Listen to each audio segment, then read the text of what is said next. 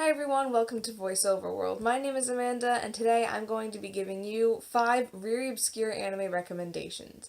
These are all animes you potentially haven't heard of, and you should really watch. Alright, so number 5 is Now and Then, Here and There. Now, I've made a video on the special features of this anime, so now that I've recommended it to you formally here, you should watch it and then watch my review of the special features. So, Now and Then, Here and There is 13 standard length episodes, so about 20 to 25 minutes per episode.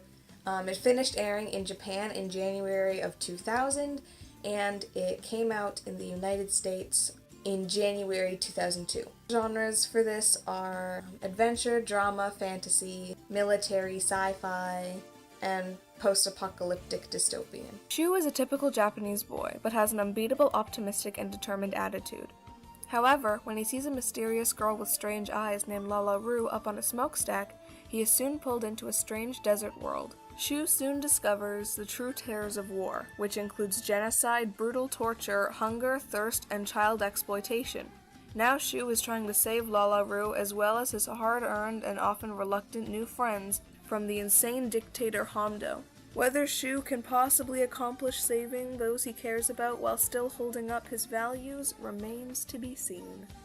So the main characters are Shu, Lala Ru, Abelia, Hondo, Nabuka, and Sarah. So these characters are voiced by Ed Paul, Lisa Ortiz, Jack Taylor, Anna Halstead, Dan Green, and KZ Rogers. The average score for this anime on my anime list is 7.76 as of me recording this. And personally, I gave it a 9 out of 10 because, well, I will admit that it's kind of outside of my genre. I don't typically like those, I don't typically like these military-esque, dystopian tragedy type stories, but I did really enjoy this one, not only because the characters were interesting and it had some really cool, playing with themes and stuff, but I also was absolutely floored by the acting in this one. So, number 4 is a totally different change of pace, because now it's Jewel Bem Hunter Lime. Jewel Bem Hunter Lime is 3 standard length episodes. It was an OVA.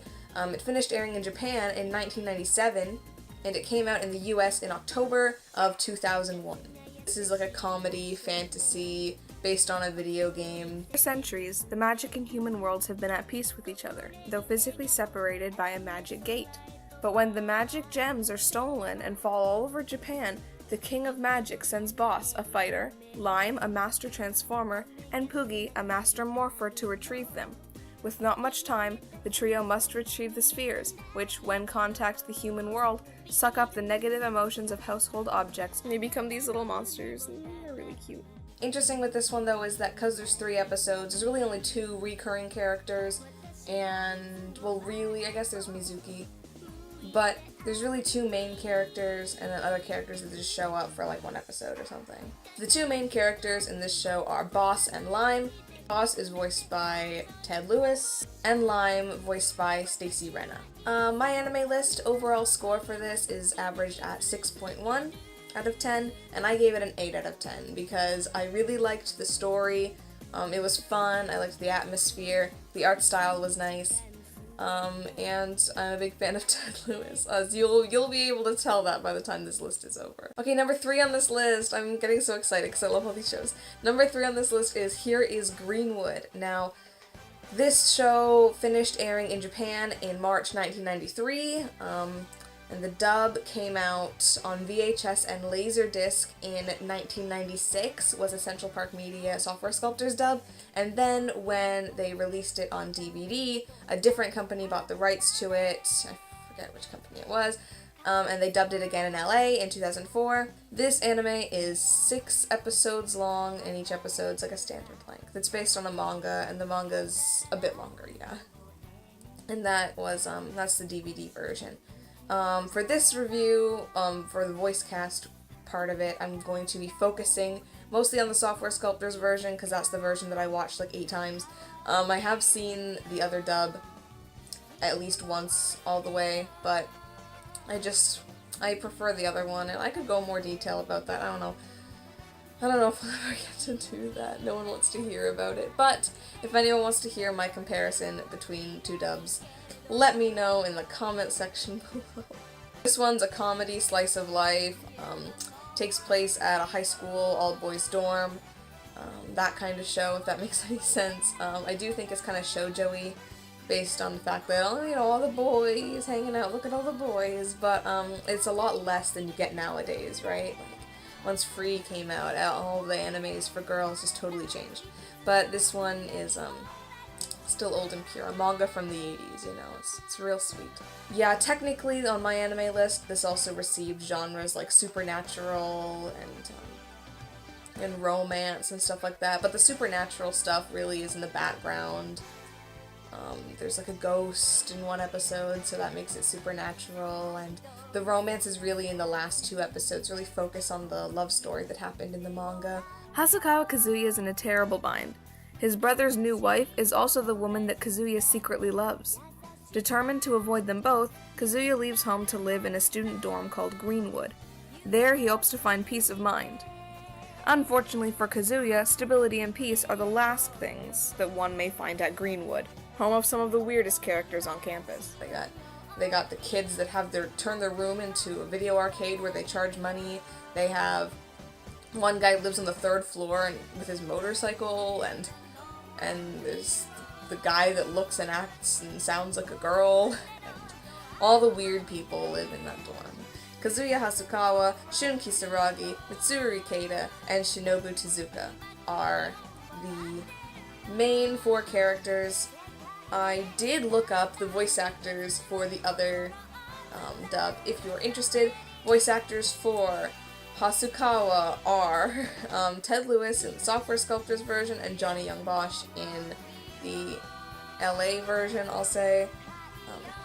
Heather Quick is Shun in the Software Sculptors version, and Julianne Taylor is Shun in the LA one.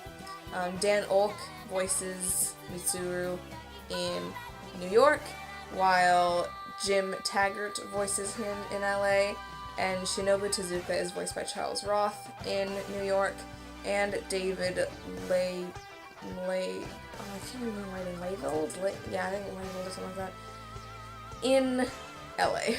Yes, and so on my anime list, this has a 6.94 overall rating. I gave it an 8 overall rating. I've seen this show dozens of times. It's great. Alright, number 2 is one of the ones I'm most excited for. These next 2 are not only the top 2 obscure anime recommendations, but also top 2 animes of all time, in my opinion. So, very exciting. So, number 2 is Slayers. Slayers is a series. It has 5 seasons. Yeah, it's 5 seasons, but the last 2 seasons are kind of like 1 season. There's Slayers Next, there's Slayers Try, there's Revolution, and there's Slayers Evolution R. Now, this is gonna get complicated now with the format that I have going so far for this video. Okay, so, I'll tell you when all the seasons happened. So, Slayers originally started in 1995, and there was a new season for, there was Slayers in 95, Slayers Next in 96, and Slayers Try in 97, and then, about 10 years later, they rebooted it because they did a season in 2008 and a season in 2009. In America, the dubs came out in 1996, 1999, 2001, 2010, and 2010. This is an adventure, fantasy, comedy, kind of like magic and, you know, sorcerers and swordsmen and things like that. Very JRPG-y. Normally I hate this kind of stuff, but oh my god, it's so good in this. So.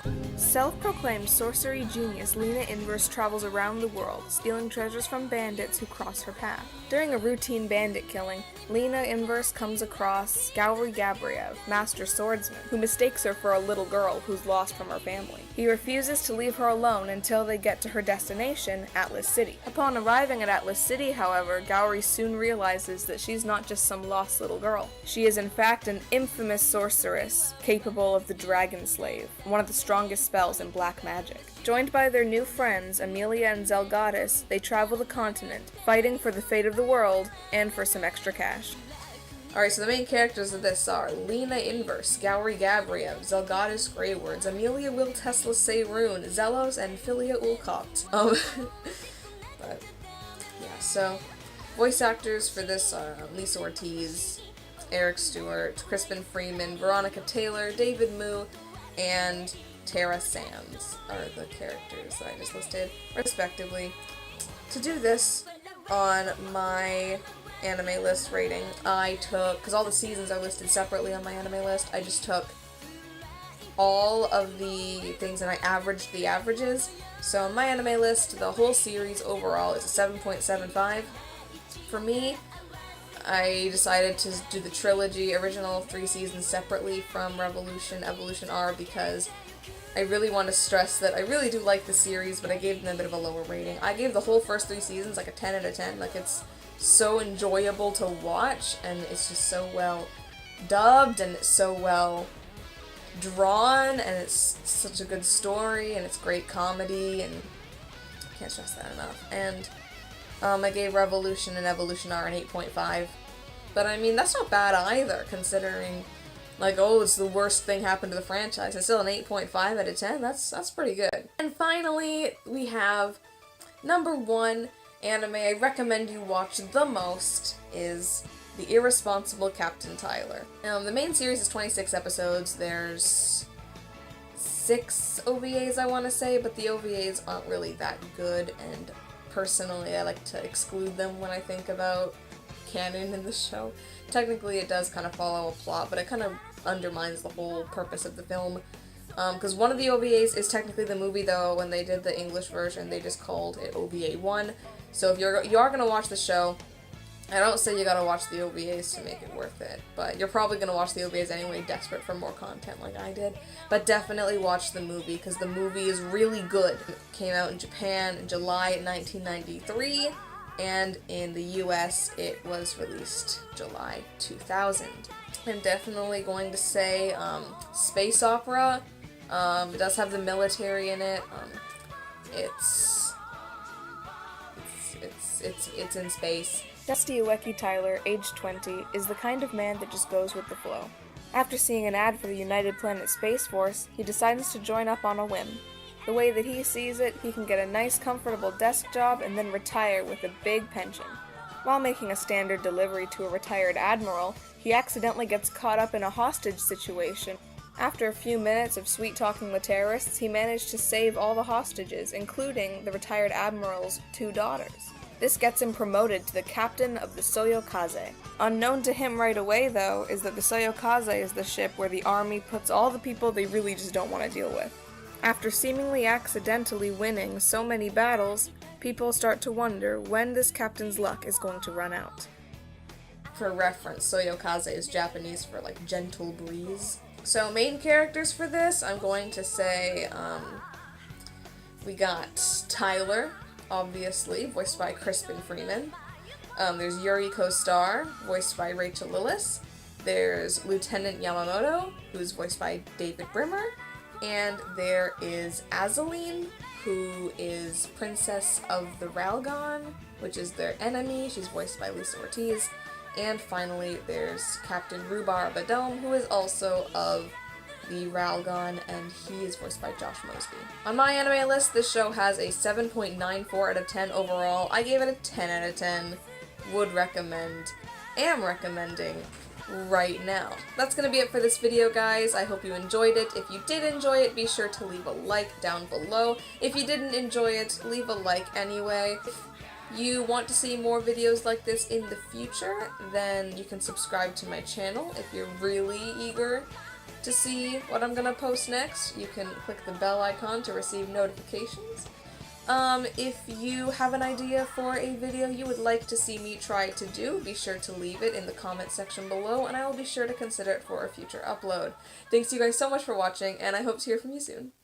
Voice actors have multiple names, so I'd like to, say, okay, so in this show he was credited as Ed Paul, but this show was Ted Lewis, and I want to keep that straight, but I honestly don't know in the case of Jewel Hunter Lime.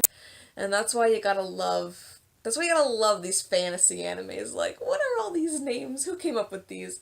I like how Amelia is like a normal name. I wrote something here. genre. Yes. Not like a big wind to be reckoned with. It's a gentle breeze. It's Soyokaze.